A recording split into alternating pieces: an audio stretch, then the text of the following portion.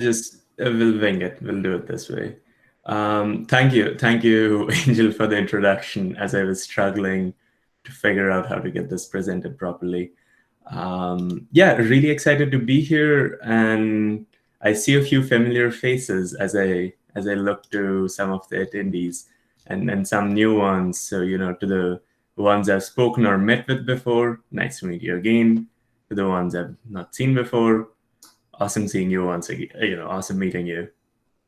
So, and I see another alumni and then close friend of mine has joined, Simran. So I just wanted to give a quick shout out to her. But yeah, Yeah, also a little shout out from WIT for Simranti for actually making this session happen. So thank you, Ye- really. yes, that is true. I mean, Simran has, as always, is a quintessential part of the WIT team, and participates even as an alumni leading this. So super happy about that.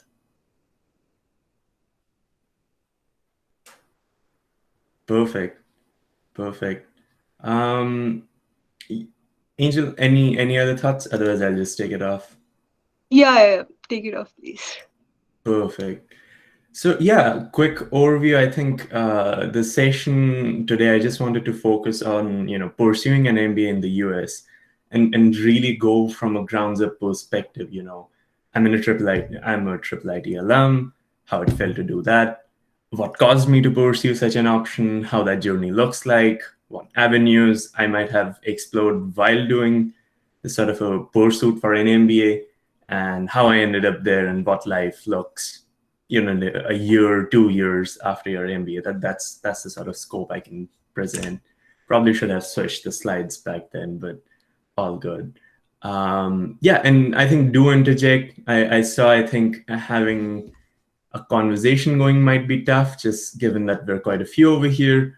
But feel free to leave things in the chat. I've tried to get it sorted out, but I know Angel is great at coordinating, so really thankful for her helping me out over here. Um, and we'll also, I think the agenda doesn't mention this, but we'll have a quick Q&A session at the very end. So, once we run through the whole process, I'm sure I won't cover everything. You can ask specifics. And we try to brainstorm some questions that might arise as well. And for those who don't know me, or just want a quick refresher, very, very quick overview. Graduated 2017, computer science, and almost immediately joined the NYU Stone MBA class. Graduated 2019, so about a year and a half ago now. And this is a bit of an unusual portion, doesn't usually happen. The 17-19 gap is unusual, and that's probably going to become a focus of the conversation down the road. But after graduating, joined A-Connect as an associate. It's a Swiss management consulting firm, but I'm based out of the US office.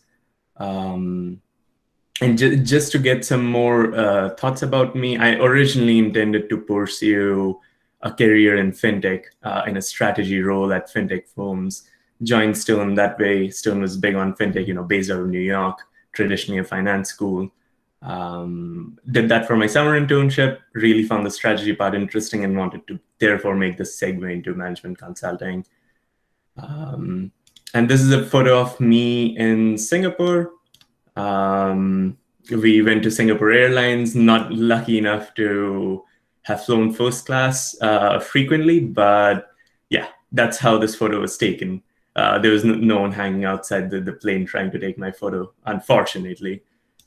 And with that being said, maybe a good time to sort of give a quick high level overview of what this whole MBA is. It's a 2-year business degree. It's a business administration degree. It's very general in the way it's structured at a high level, and the goal is to develop senior leadership, executive management skills, helping you progress in life, and sort of equipping you with those skills to get you to the CXO positions, to senior leadership roles, and thereabouts. The MBA beyond India is structured very differently. So candidates come from all across industries, which in India, I mean, it's really, if you're not at IIIT and you're at an engineering college, that's therefore you go somewhere else. So that's a pro for MBAs just globally, which it's a cross industry degree, with engineers and computer scientists being, in all honesty, a big minority, but a minority regardless. And an average of 5 to 6 years of work experience, and the variance of this is significant. Usually varies from at least 3 years of work experience after graduating your undergrad to about 14, 15, 17, which is a very unique class and gives you a lot of viewpoints. And it's a structured path. And I think that's the key essence here. You might see CXOs without MBAs and it's completely doable, but this just provides you a structured path to sort of, leapfrog into those leadership roles, or at least create those skill sets that help you elevate. Um, and it's one of many facets. With that being said, the MBA isn't as boring as I made it sound. I obviously went to Manhattan, but you also visit some cool places. I could have posted a lot of photos of Manhattan. Felt I would just keep going on, so I posted three of three amazing cities I visited. On the left, it's Hong Kong. We were on the mountains near the city. Center is Japan, Tokyo. Beautiful. I mean, stellar place. Probably if I wasn't in New York, I would love to move over there. Or the language will probably kill me or be the death of me. And on the right is Singapore, which is probably the best of both worlds and a realistic place. New York in Asia, to that matter. Yeah, really fun. You do have some fun, and these three boxes, they change based on how you want to change it, and it's a lot of fun. So I think that sort of comes to the core question. All right, we understand what an MBA is, but what do you do during the MBA? What's the process? What's the how within the MBA? What's the what? And really, I wanted to divide this into three core pillars. The first one being recruiting. This is it. I mean, I could have just distilled this slide into one single word and it would be recruiting, and that's about it. This is the sole focus of your MBA, and this is how the traditional 2 years at an MBA look like. The first term you come in, every day starts at 7, every day ends at 11 a.m. and p.m., and you recruit like crazy. Because in December and January, you get the internship interviews coming in. These internships help you go into companies as summer associates, associate being like an MBA terminology. That's the post-MBA role. And this sort of that first term and that first term recruiting push makes the internship happen. That happens during the summer after your first 2 terms or after your first year. And that leads naturally or usually to your post-MBA full-time role, what we call the return offer. Crucial to do this. I mean, I cannot emphasize this more. Investment banking and consulting are usually the top focus for NYU Stern, technology being, I think, that the third facet. And these three are also big points as international students, so that at least works out in your favor. Extremely difficult, extremely networking heavy. There's an assumption, most people, if you got into Stone, you're smart enough to do the job. The question is, do you have the qualitative skills to sort of make a career in investment banking, consulting, or as a senior product manager at Amazon or anything in between? This sort of ties into this. Can you please request Aman to present? The clarity is suffering. Yashwardhan, is this a problem that everyone can experience? I'm sorry, I just completely segued and I read a comment and I just wanted to ensure. I think it would be better if you present because it's a little hazy. So it wasn't really distinguishable. Like the haziness wasn't really apparent in the previous slides, but currently as the text has gotten a little smaller, so that why it's an issue probably. Oh, So geez. could you just like click the present button on Google Slides only? I think that Oh, should solve. sure. Oh, I thought because it just sort of, for the lack of a better term, yeets out the presentation. I wasn't, so you can see the slides right now, and I'm gonna click the present button, and you can still see the slides. Is that correct? Yeah, Perfect, perfect. Is this better? I hope this is. yeah, Otherwise, yeah, yeah. we'll find a different solution. Perfect. And this is the present view. I wasn't sure if this was working, so really Yeah, happy it's that it is. working fine. Second bullet point, networking flows right from recruiting. When I say you're out 7 a.m. to 11 p.m., um, it's all corporate presentations, what we call coffee chats, which are 30-minute conversations with associates or VPs or managers at the firm. And these are different terminologies that people use, but it's just sort of understanding what the firm does, in a particular industry, how you can be part of your team, establishing your enthusiasm, and also ensuring that, in these roles, you're often stuck with people for 5 hours at an airport, or used to be stuck with people for 5 hours at an airport. This sort of is to ensure that this guy is tolerable, for the lack of a better term. But it also takes a more friendly approach. The MBA is full about sort of collaboration, the network, to that matter. And you'll see people from all facets. I had, for instance, one of my closest friends and one of my friends, and the close cohorts they make, in the 6 people cohorts, they make 60 people cohorts and then 6 people sub cohorts, so that you get to interact with people a lot closely once you just start. um, his dad used to be the CEO of Formula One. So you create these strong ties with people from all across very different backgrounds, and with rich histories. And I think that's the core essence of your MBA, to create that powerful network that will elevate you in the future. I know from being at IIIT, this infamous networking word feels bad, but there is unimaginable value to sort of the power of the network. And you also have fun. You interact with them, you go out for beer blasts, you go out to bars, you chill out. I guess most of you are under 25 and in Delhi, so but you get the point. And lastly, academics. It's very simple. It's the non-grade disclosure agreement. You don't disclose your grades, so academics are what you want to make of them. And it essentially goes that I don't know, I'll make it up. You're a JP Morgan, you're going and applying for the summer associate role, and you got your summer internship interview, and you show up, and they're like, oh, what's your grade, by the way, in your first term? And you just tell them, Stone and all the other top business schools have this non-grade disclosure agreement, and I signed this when I joined Stone, and I cannot disclose my grade to you. I'm really sorry about this, but that's in policy, and I will be violating this. So it's really what you make of it. So you can take it as easy as you want, or focus on this as much as you want.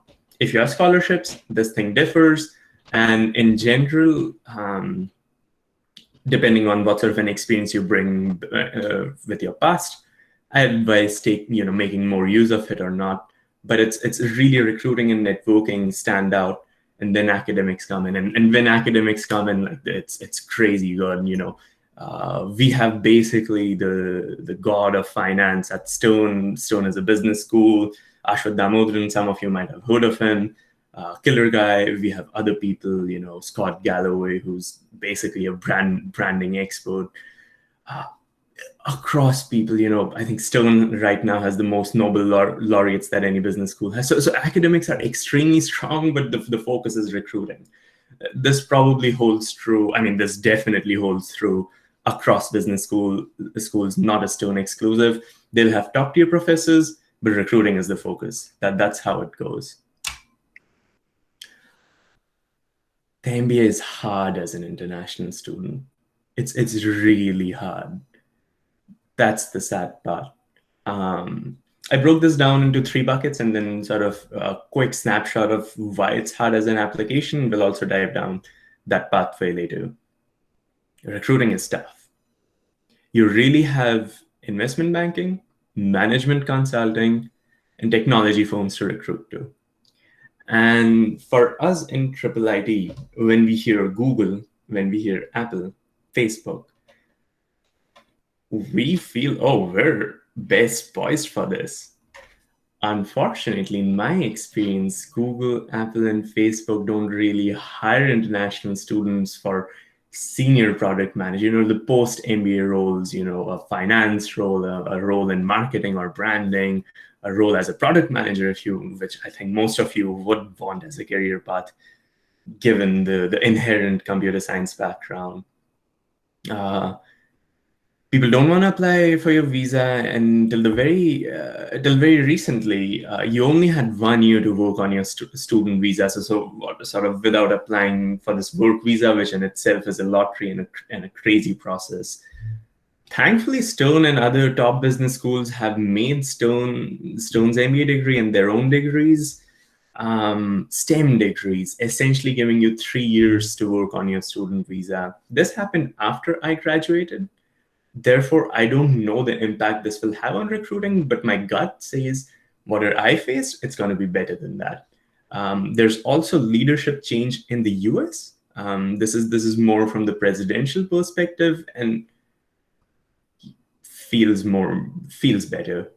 But again, who knows? And then very political, so I won't dive into it.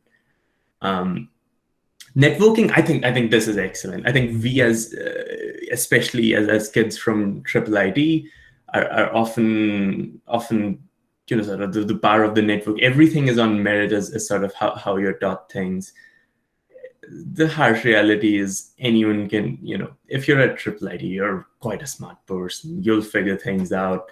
And therefore it's really, the question is, do you fit the firm or the team's culture? Can you be productive and add value beyond what you create? And I think that's sort of a good segue that Stone provides, especially not being from the US, where I think everyone is inherently much more social.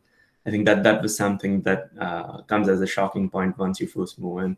Like even people beyond, that you call the unsocial people are much more accustomed to, the socialities of the world. Academics, you'll be fine. I've almost failed an entire class though. If you think plagiarism at IIIT is bad, like trust me, this is worse. I TA'd quite a bit. I was the lead TA quite a few times. So this was really and trust me, I didn't mention this over here. It was all Asian students. I was shocked at how that works out, but there's something very weird about that. Take it very seriously. If you fail, non-grade disclosure sort of goes away because, I don't know how that works, honestly. But anyway, actual application process is really tough. It's extremely tough. I think tougher for internationals is a very polite word. Anecdotally, I saw no one with a GMAT of less than 750 at Stone. It was 750 or more if you were an Indian. This is very anecdotal. This is only based on me having spoken to 20, and we being Indians, we actually made each other go around in a circle telling each other's GMATs. A few also had a past at IIM, which we'll also dive into later. But this is extremely challenging, and especially as an early applicant, you'll just find that it's more challenging just given these factors, plus the added toughness of being an early applicant with fewer years of work experience. Aman, so Ananya had a question for the previous slide. So regarding the recruiting and networking observations, so are these observations only relevant to the US? No, any place outside India. I think any place with a Western culture, networking is king. That is true for EU. That is true for the US. Many facets apply to probably Singapore, Hong Kong, Australia for sure, and even to China. If you're considering that as an option, their business schools pretty much follow, the Western perspective from what I can gather. So I think globally, and I know I've even in South Africa, places, and this is from friends' experience, it's really the MBA and then the Indian MBA is how I have perceived it during my time at Stone, where people don't understand when I say, oh, in India, like everyone does their MBA outside right out of their undergrad. That's unusual. So all of these points, that's a great question, Ananya. Apply to everywhere minus India is how I would perceive this. Hope that So are you helps. trying to say it's the risk of being an international student, like the second point that you have in recruiting, or is it because you have less experience um, Oh, when you're applying for jobs, or all is it right. something else? Absolutely. I think so this is probably varyingly applicable, but I'll give you an anecdotal example, right? I'm I'm not, but hypothetical. I was born in the US, raised here my entire life. I show up to India suddenly. The triple IT is the next best thing since sliced bread, right? I show up and we have a marketing assignment. I'm assuming, Ananya, you just spoke up. So Ananya, you and I have a marketing assignment to do. I have no idea what the inherent qualitative factors are in marketing. And you've seen companies struggle doing this. People show up to India thinking, oh, we've heard there's a huge middle class, showing up and realizing there's like 10 million people who are the total addressable market for your product, given the huge wage inequalities in India. So things like that, I think those are imperceptible and go the same way around. How it's a much more spending culture. People love to spend over here. I show up, I would just not be able to recruit for a fashion and luxury brand or a marketing team or anything, because I don't have that inherently. I can stuff as much knowledge as I want to, but it's tough. Hope that answers. Very anecdotal, but that's a sort of example for the US, but applicable across globally. Networking, I just mentioned because I feel like in India, networking is sort of looked down upon. And Yeah. particularly at Triple IT, I'll be very blunt about it. Particularly at Triple IT, you're never to use the N word per se, Great but and word. Yes. but this is the reality. Anyone can be a software. If you're at Triple IT, I promise you're a great software engineer. There's a lot more that goes once you start rising up the ranks, though. Hope that answers. Yep. Thanks a lot. Perfect. Any other questions? Otherwise, Not perfect. in the chat, so I think we can go forward. Perfect. Thanks for asking them. Feel free to chime in. There are a few slides, so I want you guys to ask questions. You guys and girls, obviously. And same few photos. Left Hong Kong, center Tokyo, right Singapore. It's a lot of fun. Being an international isn't all that bad. You sort of give out your culture and you take in culture. These are obviously cultural trips, but they sort of emphasize what goes. You go to these huge. I have a prawn allergy. You almost get I don't know, close to death, I guess, at this huge floating boathouse where they serve almost exclusively prawn/shrimp dumplings, where the vegetarian table had a lot more dumplings than me and my friend, who both were allergic, had options to. You make really bad sushi because you have no idea how to actually do it in Tokyo. Sort of learning the culture and learning from master chefs, but not even being close to chef, let alone master. And or on the right, you do weird things, like you show up to Singapore. Literally, people took an 18-hour flight from New York just to play Super Smash Bros. On this tiny Nintendo Switch screen. So yeah, we're sometimes less cool than I imagine us to be, I'm sure. And very weird segue, I guess. But that sort of brings out to what some of you are. I don't know. I'm assuming most of you are still in undergrad. What happens with the MBA right out of undergrad? Unheard of. This is, if people are familiar with an MBA right out of undergrad beyond India, this is unheard of. I mean, rare doesn't even get to where this is. As far as I know, Stone is the only business school in the US and at the top schools in the UK. Is the only top school in the US and UK and EU that offers an MBA right out of undergrad, just as anyone else would do it. They also pay you to exist in New York, for the lack of a better term. So your tuition is all taken care of, and they give you money to exist, which is nice. Beyond that, I had applied to Harvard, Yale, and Stanford. All three offer MBA right out of undergrad programs, but they're not necessarily that. They're not necessarily the MBA program. Howard asks you to work 2 years and then join, so I guess that's closest to the MBA. Same with Stanford, which asks you to defer by 1 to 3 years, work 1 to 3 years, and then join. Yale being a bit of a wild child, asking you to do year number 1, take a year of gap to work, and then year number 2. And I have no idea how that year number, the gap year to work works like. But anyway, there are pros though. I think there are crucial pros. You expedite your career. Because the average class, don't forget, works 5 to 6 years and then goes to do the MBA. You show up with none or a few. So you expedite your career by 3 to 5 years. This is a bit of a crapshoot. It's a lot of luck. We call it the golden associate role. The associate role is just a term for most post-MBA jobs. Most investment banks and consulting firms used to use that term to describe the post-MBA role. And the benefit as an MBA right of undergrad is you at least get a job as a senior analyst, which would be 3 years or so if you were working straight out of undergrad. So you sort of use your MBA as work experience and at least get a senior role and a fast track promotion to an associate. Or if you get lucky, you just get the associate role. In my experience, and the Berkley program is really small.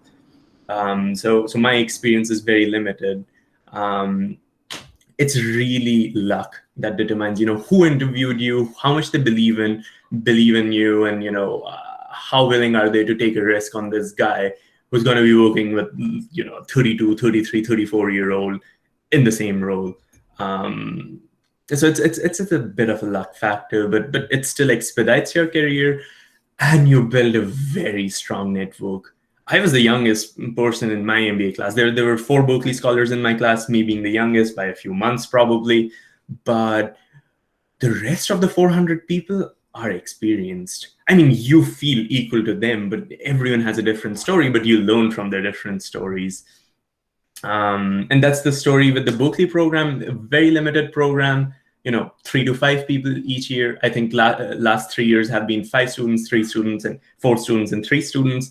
In the years that I had seen, mine being the 4-student class of Berkeley's. Harvard takes in about 100 students, not sure about Yale and Stanford. But these were the 4 I had applied to, and back when I had applied, these were the only ones in the US that let you do this. Only top business schools that let you do this. There are also options in the UK and France, but we'll get to them later as a segue, because they don't let you do the MBA right out of your undergrad or anything like this. And so just a quick overview of what this Berkley Scholarship is. So essentially, this guy, William R. Berkley, he graduated Harvard undergrad, wanted to pursue an MBA back in the 60s when it was still, I guess, a bit of a wild west over there, right out of his undergrad. No one let him do that. His own university, Harvard, didn't let him jump to the Harvard MBA straight on. Stone took a chance on him, though, back when this was the wild west. This guy goes on to be a billionaire. I think, I forget what I think his reinsurance company is just called the Berkley Reinsurance Group or something.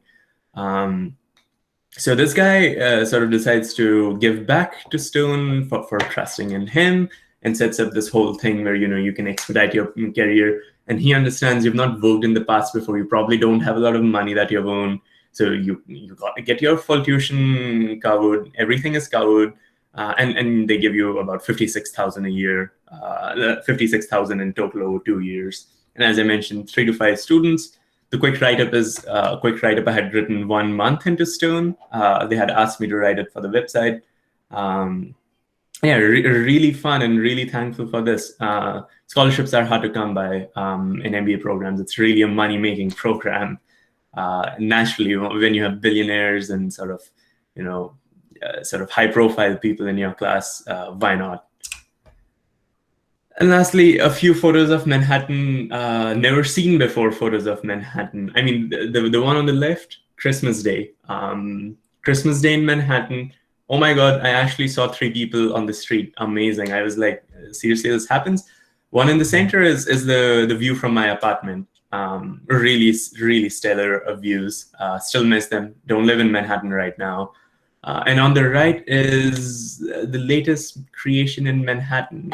This is sort of an infinite staircase that goes in Hudson Yards. There's this new commercial project they sort of made, covering up train stations, this yard, and making buildings and nice attractions and parks and walkways around. So probably a little unseen photos of Manhattan. And sort of jumping back, how do the core pillars we just mentioned, how do they feel as a Berkeley? I think I touched on all of them before. Will be succinct this time. Recruiting is hard. As I said, post MBA, the associate role is a mountain for you to climb. This is so difficult. You get shot. I walked into interviews, and within the first 5 minutes, I knew if this was, and it was always this binary for some reason. I knew that whether this was excellent or I could just walk away right now and nothing changes. So it's very difficult to sell, but you still need to sell. You'll feel like, oh, I don't know. Everyone says that this is impossible, but you just need to find the people who believe. And once again, this is luck. So be rational about it. Get the downgrade to senior analyst. Especially as an international student, you can't be without a job in the US. Coming back to India, that's something I haven't covered in this conversation, but that's another tough one.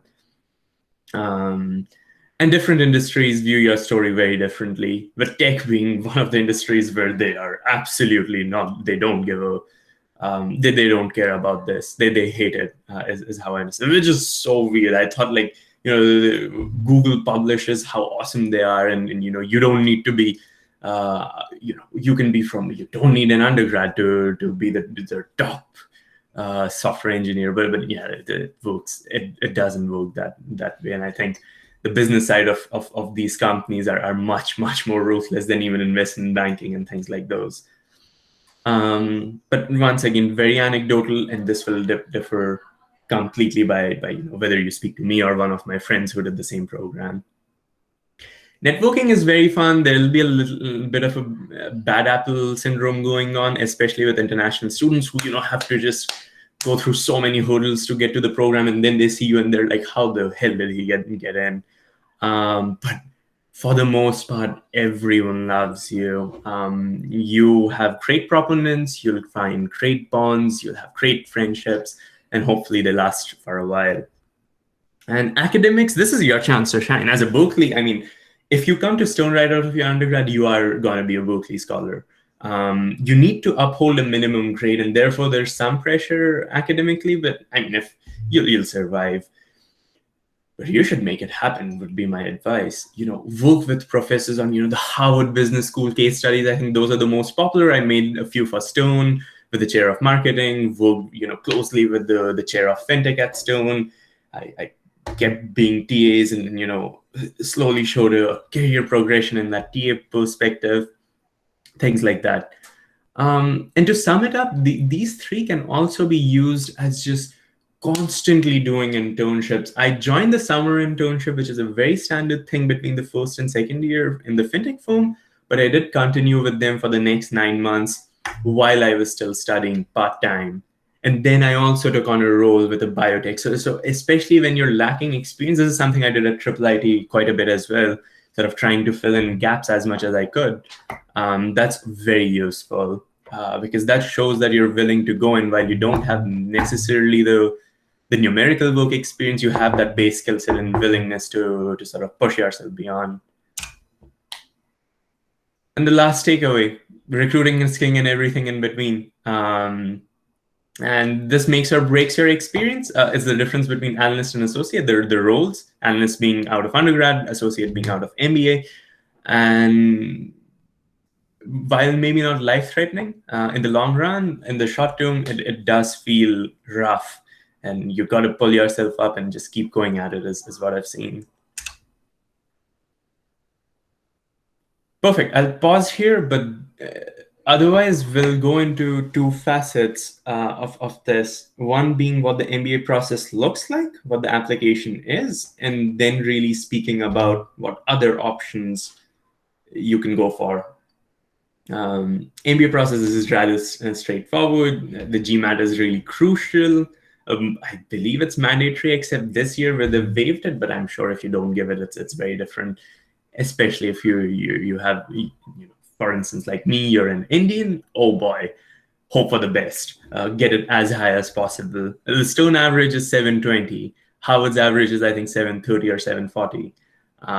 But if you're Indian, as I said, I've seen no one with a GMAT below 750 in my class. Anecdotal, but there you go.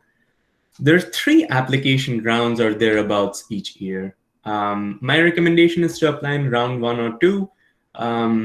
Back when I had applied, they had the option for me to fly for my interview, which is also part of the process, in New York, but I elected to take it in Mumbai, which happened after all 3 rounds. So I'm not sure if I got pulled, with the round 1 applicants, round 2 applicants, 3 applicants, or just all across, but it worked out for me. With that being said, round 3 or whatever the last round is, I think they visibly and explicitly say that you have less of a chance to get in. So that's something for you to be careful and apply earlier if possible. There are about 3 essays or documents that also supplement your sort of packet. Obviously, there are other filler documents, resume, what you've done before, academic past, professional career past, etc. But really 3 essays that essentially ask you 2 questions: how the MBA helps you and how you help the MBA, in very explicit terms. This differs by everyone. They love different stories. So that's a good part. You got to tell your own story. And this really has to come from you. I know, especially in India, a lot of people like to use consultants that help you with these. I mean, if you're an early MBA, they can't do shit for you. You need to make your own story, because given that you essentially have 3 to 5 places in the US to pursue this MBA, and collectively you have like 200-300, even if you include Harvard and everyone in between, that's really small. So you really need to ensure that it's your story and how you fit the MBA and how you use the MBA to elevate yourself, and how the other way around, how you'll help the MBA class and then moving forward. Lastly, recommendations. I believe 2 or 3 is the standard. They say mention people who are closest to you. I believe that's correct. So you don't need to go and find the CEO of Google, but your manager at Google, or whoever you report to is good enough. If you work closely and she can give a great recommendation for you, excellent. These recommendations are very different to the master's programs. I had no idea what goes into these recommendations till I got my MBA admit from Stone, because I had asked a very close professor who used to teach here at IIIT, and now I think is at BITS, to fill out one. And he never said anything to me, always helped me out. As soon as I got my MBA admit, the first thing he says is, "Your recommendations were long." They were really long. So really thankful for that. But then, consequentially find people who are willing to do that for you. I'm guessing business school recommendations mostly look the same across schools, but they're long. They're just not like an SOP letter that you can throw out to people, unfortunately. Lastly, there's a conversational interview to know you. I also applied to ISB. That was the only Indian business school I had applied through. I had a successful answer, but Jesus, their interview was shit. It was aggressive. It was very Indian. They're just looking to piss you off. Western interviews are much more conversational. It's in the realms of reality where they will never make you feel uncomfortable, even if they put you in a bad spot. So that's a good point. It's really getting to know you and how you deal with a stressful situation, not putting you right into a stressful situation and making you feel weird about your life for the next 3 years. With that being said, I guess in my opinion, ISB is probably one of the more competitive and Western MBA programs in India, and would highly recommend it. That sort of brings us to other options to consider. First thing called MIM programs, if you're looking outside, they're mostly in the EU. I had applied to London Business School and HEC Paris. I'm pronouncing the second one wrong. At this point, I don't care. I got through both. No, they're relatively easy. It's really simple, much less competitive. Everyone comes in with 0 to 1.5 years of work experience, essentially. So it's a really standard path that way. It's much more technical, less qualitative. The MBA being more qualitative, more networking focused, and less on the academics front. But once again, you can make the MBA whatever you want it to be. Good programs. I even got a scholarship at HEC, so that was a good thing. They are absolutely not willing to change these MIM programs into MBAs, though. I was willing to give away the scholarship for HEC and ask them to upgrade me to the MBA. It just didn't happen. It is what it is. They all say minimum 3 years of work experience in the EU, so I think MBA programs are out of question beyond the US, at least in the EU. MIM programs still being an option.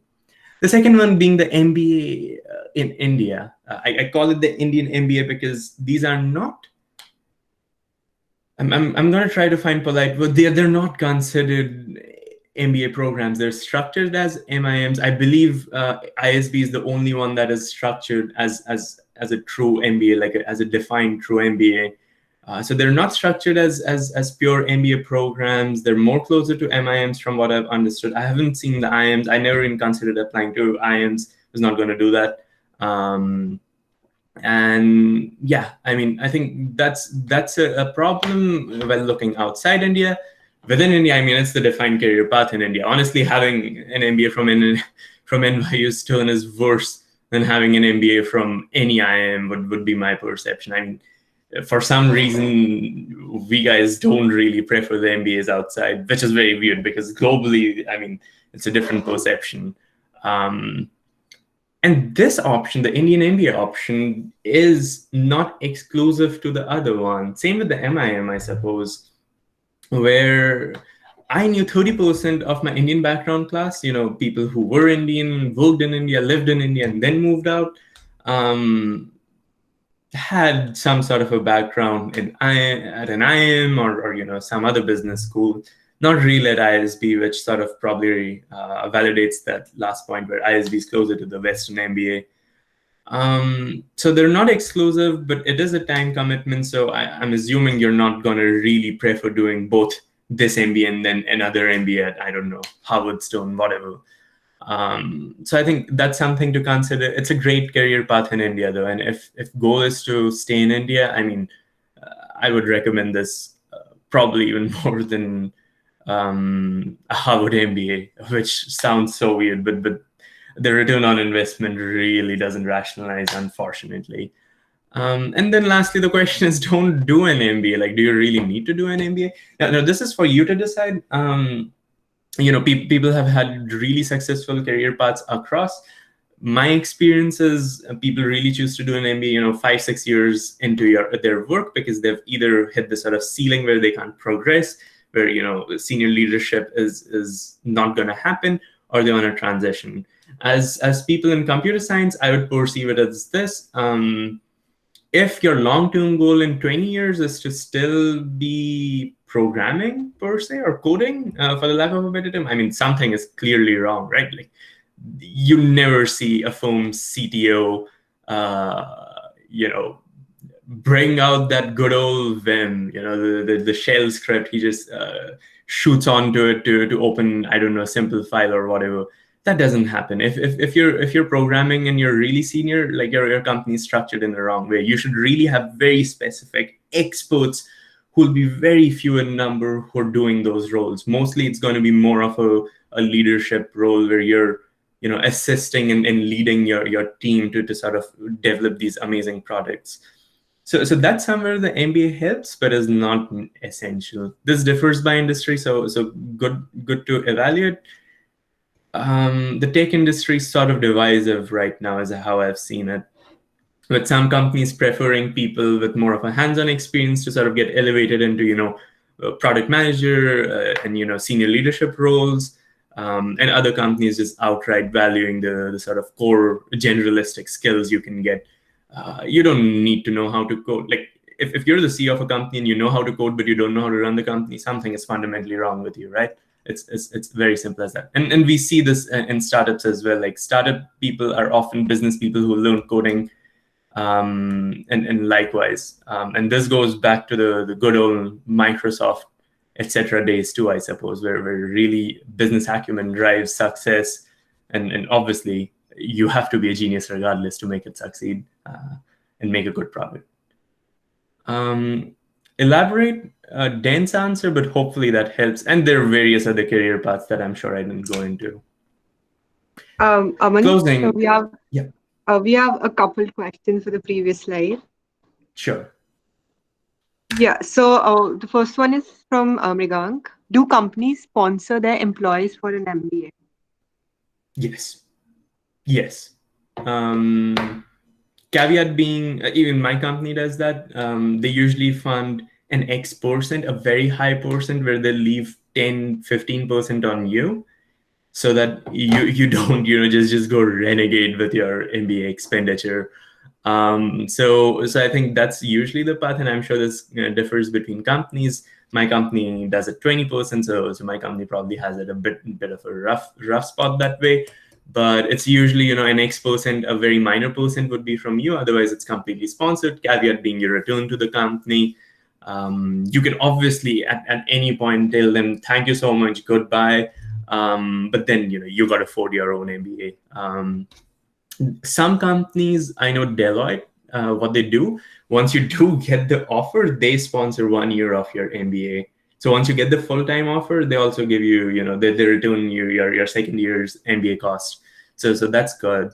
And then there's a caveat where companies sponsor your MBA. You want to switch, you're at Google, suddenly you want to go to, Goldman Sachs, it's difficult to reject Goldman Sachs, for example, if you're in investment banking as a banker, or McKinsey as a consultant. And therefore the question becomes, hey, McKinsey, my ex-company Google is paying for my MBA. Are you going to do that same while recruiting me? And you would be shocked. Everyone says that it's a very standard path where everyone gets the same salary, but these kind of caveats, if they really like it, they'll help you with that. So it's pretty flexible, but yes, companies sponsor, and there are a lot of workarounds to avoid that sponsorship too.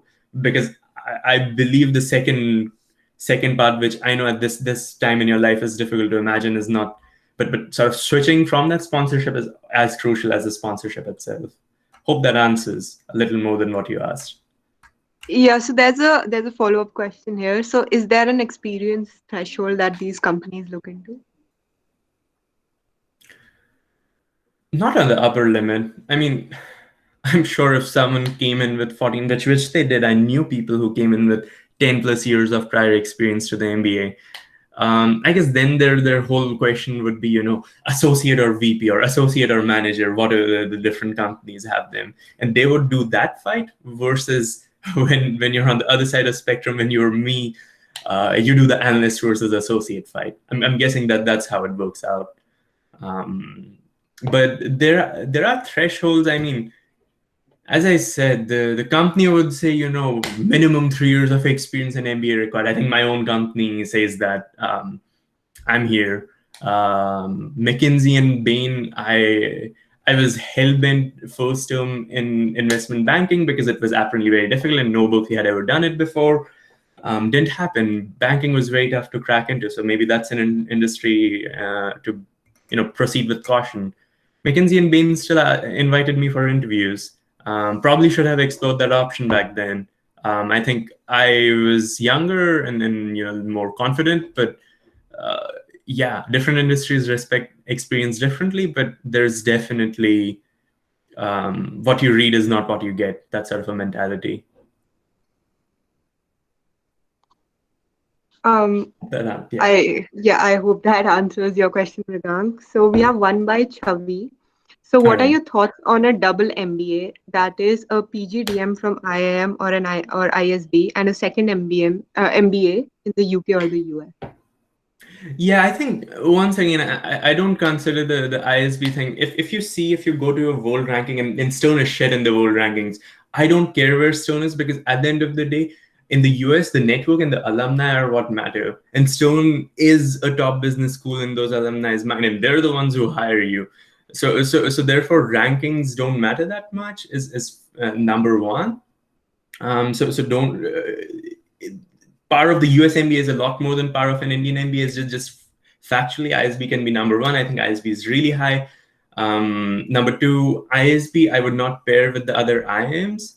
Even if you see the ranking, the IIM MBA programs that are on those top lists are the ones that we don't apply for right out of undergrad. They're the ones that people do after 5-6 years of experience. Very different, but for some reason they don't make this distinction online, as is what I understand. The IIMs, so ISB's program is sort of like Harvard's program. You work 2 years and then join their 1-year program. So it's closer to the traditional MBA. I would really advise against doing it. I think ISB is a great school, gives a very Americanized, network-focused, qualitative experience. IIMs right out of undergrads, I don't know the term PGDM. I think you mentioned maybe that's the term for it. I find it difficult to rationalize personally, just because you're wasting 4 years of your time. I mean, you're essentially wasting 4 years of your time, because I didn't go do the MBA because I wanted to do the MBA. It's a step to get somewhere else. It's a journey in between to the goal. So I essentially wasted 2 years of my time, didn't waste too much of my money, is how I perceive it. Yeah, rationalizing that is difficult in my mind.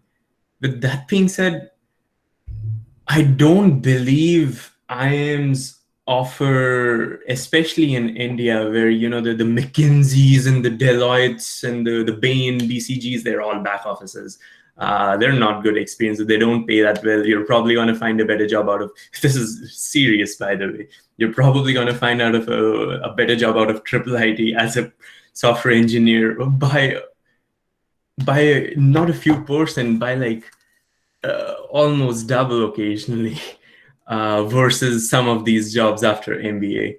So I think that's something to note, because as far as I know from my conversations with my friends who have done an Indian MBA, their job qualifiers over here who have a hard limit. Oh, you showed up right out of undergrad. You're not qualified for this high-paying top-class job, even though you're in the same class as everyone else, even though you're doing the same things as everyone else. This, I think, Mrigang, to your old question also answers. There are no such hard caps. It's really very qualitative, and for you to figure out in the wild west in the US. In Indian MBA, you're logged into those, which is also, I think, difficult. Which I think leads people to pursue that future MBA in the US or elsewhere. But yeah, I don't rationalize that. Very long-winded answer. Answered, I think, a lot of different facets, but hopefully that helps. Oh, is that fine, Chavi?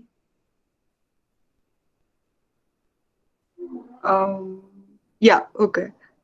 So I think we have one last question from Rigang over here. So what's the visa situation in US with respect to an MBA? Crazy. Crazy. I think that the only good thing is now the student visa is just you get the admit, you apply for the student visa, and hopefully it all works out. For the most part, it does. Then you get to work now 3 years on your student visa after you graduate the MBA. Prior to when I graduated, it used to be only work 1 year. Therefore, you apply once or twice at most to the work visa, which is called an H-1B. And the way it works is it's a literal lottery. As an MBA or as a master's degree holder, you get a better chance at the lottery, but that doesn't mean that it's a sure shot anyway. I know a few of my friends who didn't get the lottery. I'm currently in the process. It's a challenging process. They ask you tons of questions. And, even once you get the lottery over the last 4 years, the sort of chance that they ask you additional questions has gone up from 15% to 60% or 65% last year.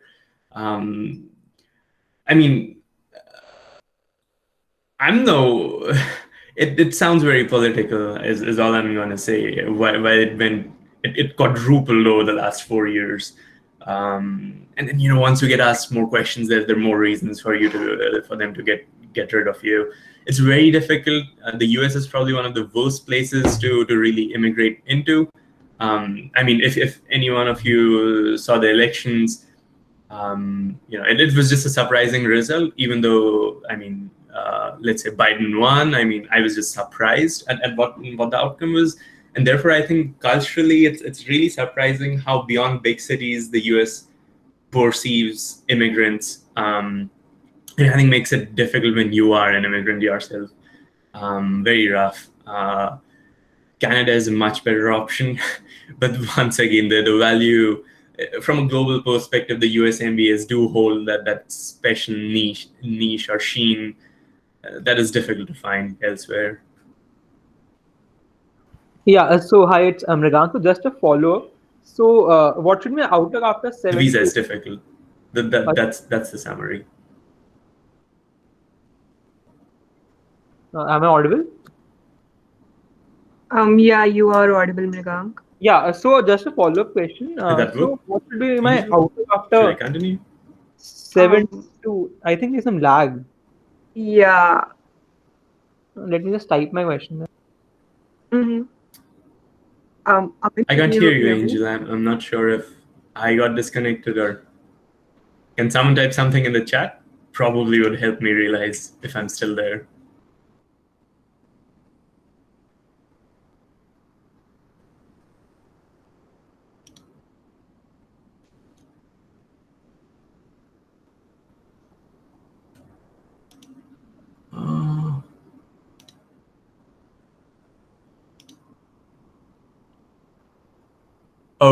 Oh, I can't hear you. Yeah, that is true. No vice versa, I guess. That is, let me try joining again, I guess.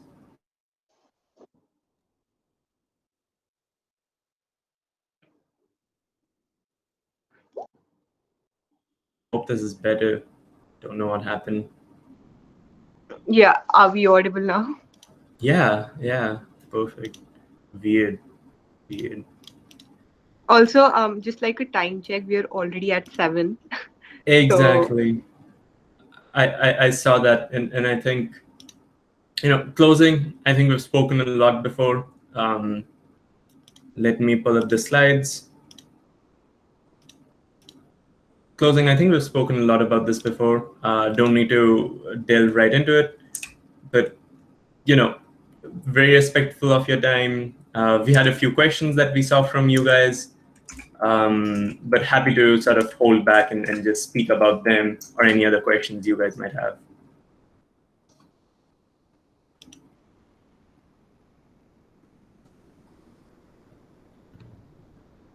Are you still taking questions, Aman? Or is it? Yeah, go for it. Okay. I posted a question on the chat. Are gap years looked down upon in any way? I mean, I know the application is all about building a story No. and then you're having a job, and then is it okay to just like do whatever for a year and then go for school? Yep. Is this Ananya? Yep. Oh, hey, nice to see you. It's been so long. Nice to see you too. I know. Yeah. Thanks for asking. No, gap years are not looked down at. I think you just need to rationalize why it happened. I believe when you're filling out the MBA application, they sort of ask you to list down, each experience you've had. And as part of that, you can sort of, they ask if there are any gap years and anything in between. And as part of that, you can rationalize it with them. So it's all good. Okay. Oh, hey, yeah. So, hi, I'm Vishwesh. My question is, I think a lot of the questions are there and the general questions related to MBA. First question is the top point. What made you think about changing tracks, and who do you consult to, define that decision completely? Yeah, no, I think it was always a goal. I think I never saw myself being in, as I said, I mean, I don't think anyone sees themselves being in, as a software engineer forever. It's a very niche role at the very, very top, like you have to be exceptional, I suppose, to get there. And you really become a subject matter expert at that point rather than anything else. So I think it was not changing tracks. As I said, my goal was always to go into fintech and therefore leverage my undergrad, my knowledge that I gained over the undergrad, augmented with the MBA, even gain a bit of, I graduated in finance and corporate finance from Stone, so get that finance sort of insight, and then transition into a strategy or product management role in fintech. So it was never really, maybe early on in my years, I had a goal to become a senior business leader, very vague term in technology firms, but over time you just structure and rationalize it more. So I didn't think of changing tracks from sort of, I don't think of MBA as changing tracks, but as a platform for you to explore various industries and functions. And you can also become an analytics manager if you really want to stay closer to the computer science side of things, where you can help. And once again, this analytics manager is an example, closer to big data and machine learning probably. But you can have those hybrid roles. It's what you want to make of it. For me personally, it wasn't about changing tracks, although I know a lot of people do want career switches, and therefore they come to the MBA. Did you consult someone prior? Trying to rationalize this, let me see. Vishwesh, Yeah. Can you elaborate a little on that? I mean, so you just put your reasoning out pretty clearly. I mean, I was thinking if, let's say you were in a sort of 50-50 situation, whether you wanted to pursue it, did you consult someone to go ahead and harden on that decision? That's what I was asking. Got it. I don't know. I didn't consult anyone externally, although, family is always strong proponent. So maybe family, but nothing more than that. Okay, and just a small follow-up on that. So as an MBA now, I mean, for the 4 years that you spent at IIIT Delhi, what exactly is there some part of it that you actually apply to your job as of now, or do you feel it's more or less irrelevant as of now?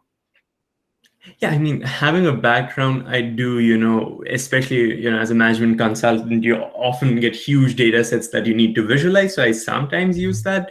Although I would say even if I didn't need to, I could do those things in other ways. It would just take more time. So I by no means feel that, oh, wow, having, knowing, I don't know, R, knowing and having worked with Tableau and R before helps me visualize things before, and likewise with Python and etc. But I think the real value of your undergrad comes from the analytical skills that you learn over IIIT. It's a very, very problem-solving environment at IIIT. Just I think computer science in general as a track is very problem-solving oriented. And I'm sure most of you can relate. It's all about problem solving. Most of the computer science interviews for software engineers are about problem solving, with the platform being that can you code and sort of solve this challenge at hand.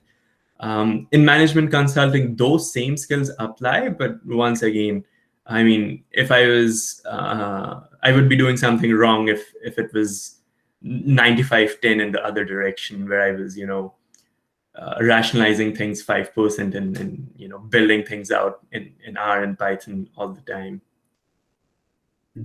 Thanks. That's interesting. Thanks. Oh yeah, that answers my question. Hi, Aman. Chavi here. Yeah. Hey, Chavi. Yeah, I wanted to ask about an MBA in Canada because obviously it doesn't have the same global presence as US or UK, but considering the return of investment, and also if we do plan to, if our long-term goals are to settle in Canada, then what would you suggest for that? Because in terms of rankings, it's not at the top, but maybe just because the price is much, much cheaper. No, I think it's the same conversation as in India, right? I think I mentioned this before, like a good question. And I think my answer will be extremely positive at the end of this disclaimer. You're in India, IIMs hold a lot of value. There's a lot of brand equity. You go out of India and it's like, what? So I think the same applies for Canadian MBAs, even more so because Canada being so close to the US. In India, if you're not an IIM, you're basically at nowhere is how things are perceived. And we all being from IIIT, I'm sure have faced this. Like, oh, you're not from top tier number 1, 2, 3, get out. The 3 best, get out. That doesn't happen abroad that much. It's much less competition, and it's a much more understanding environment. I think those are the 2 big factors. And Canadian MBAs naturally within their own country are going to be respected a lot more. I'd personally vouch for that because immigration is extremely easy. My understanding is Right. it's essentially existing gets you everything sorted out. So that's Right. that's useful and something very different and unheard of in the US for that. Right. Okay. Thank you. Hi, Aman. Can I just interrupt here? So so can we, if we actually go forward with these questions that we heard from you, I'm pretty sure a lot of doubts will be solved right there and then. So if we could just go through the list of questions that we actually got from the people who registered, so I think that'll be a better way forward, and it will also save time because I think Aman, you would want to wrap up this up in like another 20 minutes. Yeah, absolutely. What I'll do is I'll give quick one-word answers to the questions on screen. And Jayant, were you speaking? I'm trying to rationalize the screen. Yeah, I have a small question, Aman. Sure, go for it. Go for it. Yeah, so I was just curious here. Did you apply for any deferred US MBA options like I did. The HBS and everything were the HBS in Stanford were deferred. So did you get a successful offer from I did not. So apart from NYU, did you apply for any other, like where you were Those are the successful? four that I had applied to. Sorry for not making it clear if I didn't. Oh, no, yeah. That was my doubt. Cool. No, I had only applied to those four. And therefore, that was sort of my point, that those are the only four I could have applied to versus, the 10, 15 my friends had, my friends at Stone had applied to. The success rate for them was much higher. And then, you sort of rationalize that, Stone and Wharton are, finance business schools. And therefore, for me, it was a simple choice. Stone was top priority. I was very lucky to get into it. Extremely competitive programs. But yeah. I think very few options is the name of the game. I'll just quickly go through all these questions, give one-word answers, and then we can hopefully find 5 minutes at the back end. Wharton and Kellogg too, I think Chavi just responded. Perfect. That's great to know that other people are opening up. Perfect. What made you think of changing tracks? We all already answered. MBA in the UK versus US. If you're going for an early option, I don't think the UK is a possibility. India versus abroad. We've spoken about this. Up here for CAT, no. GRE versus GMAT. Recommend GMAT, although both are accepted. We're already applied. Just spoke about this. Time investment. I mean, GMAT takes the most time. Then you build the application. Don't remember how much time it takes, but I mean, the short answer is, as long as it takes, it doesn't take too much, but it's still an investment regardless. Last question, I think I already answered. I think it's mostly the problem solving, analytical skills, the sort of core that made up my computer science background is still most relevant today. Obviously with bits and pieces of computer science here and there. Building a profile, how can we build our profile to stand out? I mean, I interned a lot. I tried to make that work for me. There are many ways to go around this. As an early applicant, probably more difficult to stand out, but really tell your own story is the only advice I would have over here. Extracurricular activities. I used to be part of the photo club at IIIT, held some sort of leadership role over there. Also tried to do a lot of extracurriculars. I used to be less round and more able to kick the ball often. So I used to be part of football stuff at IIIT and before. So all of those things were good. GPA requirements, I graduated with honors. I believe I graduated with an 8.4 GPA, if I remember correctly, 8.4 something. There you go. I think most business schools outside understand that the Indian process is a little more different and difficult. Any disadvantage without work? Yes, I'm sure I faced lots of disadvantages while applying for an MBA and while looking for a job during the MBA.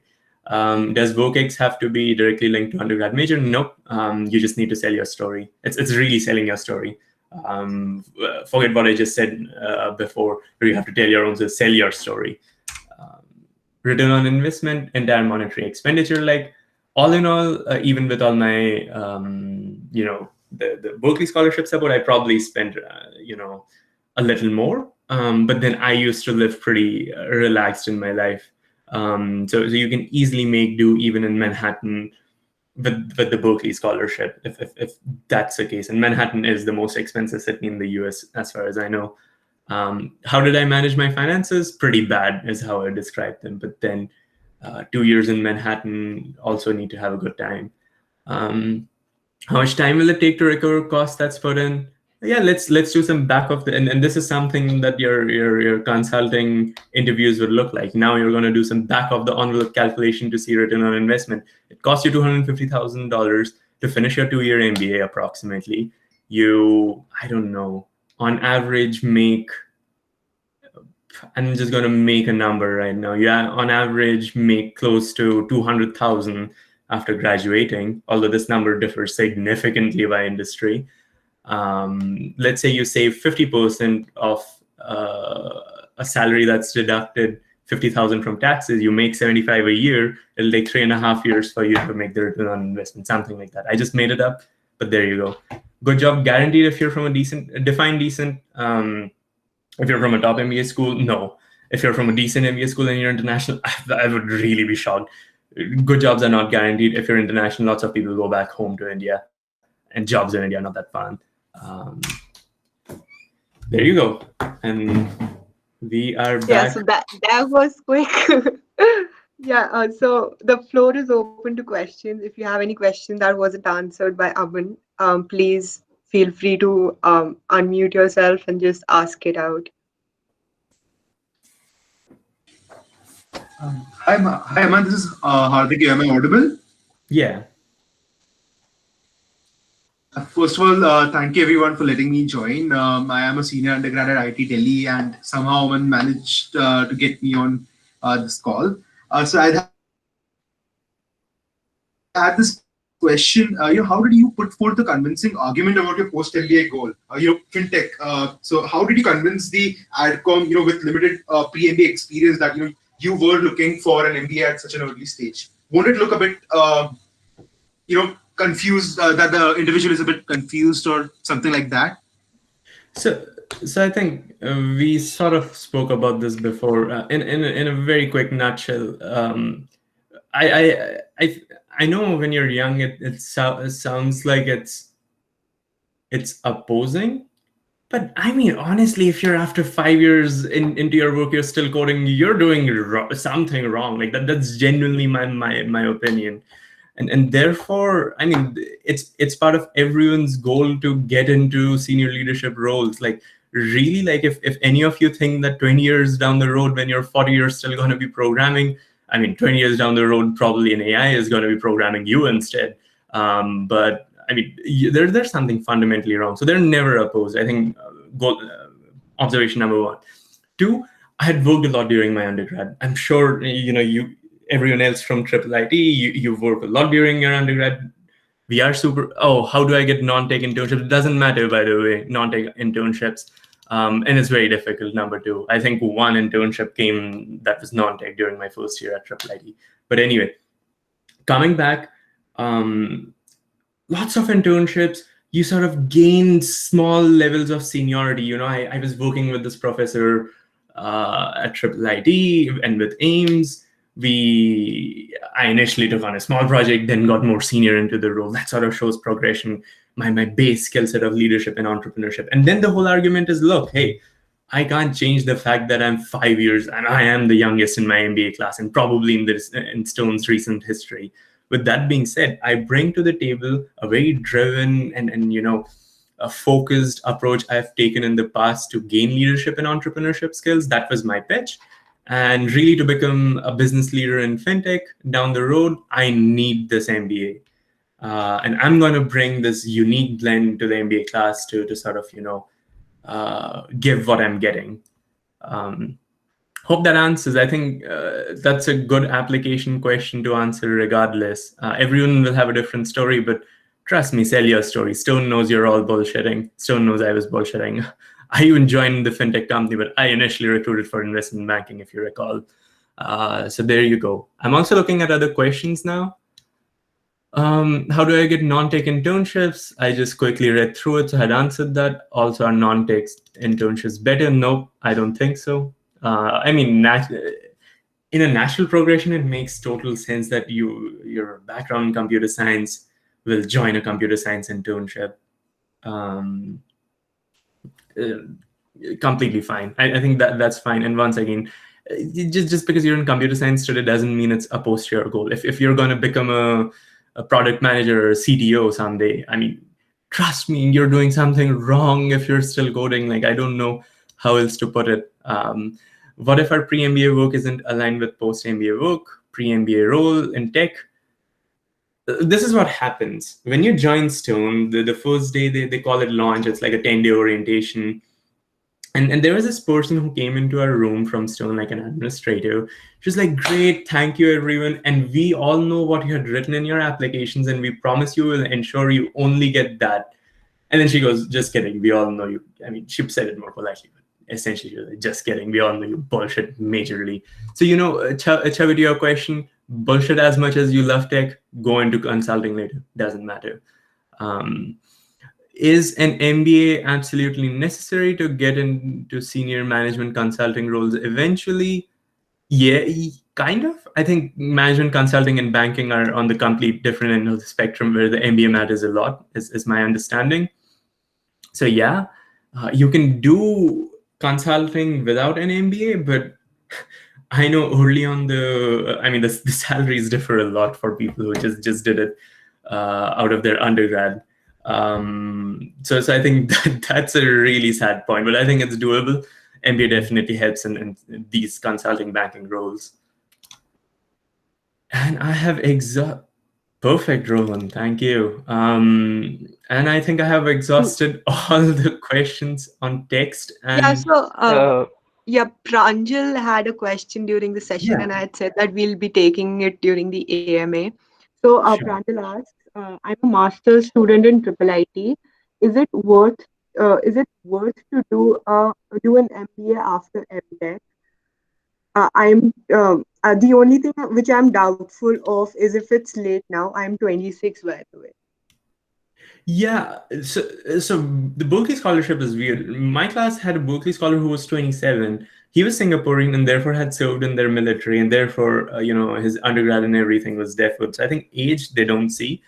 Amazing person. Where did he go? I think Bain, UAE or something. So it's an amazing person. It's slightly easier because if you're older, you have a lot of rationality you can justify. And lots of ways to spin your experience up versus me who had to fit everything in between, graduated 17 and will graduate 19. So I think that's a pro.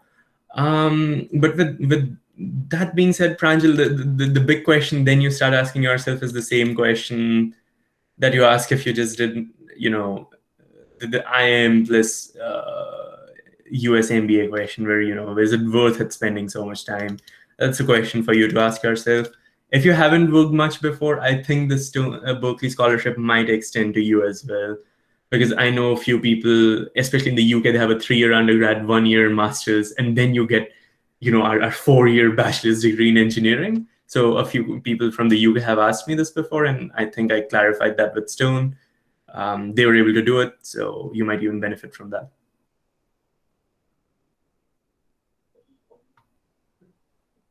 Perfect. I think we have exhausted all questions. Yeah, I think this is the last call for questions. Otherwise, I think we will call it a day.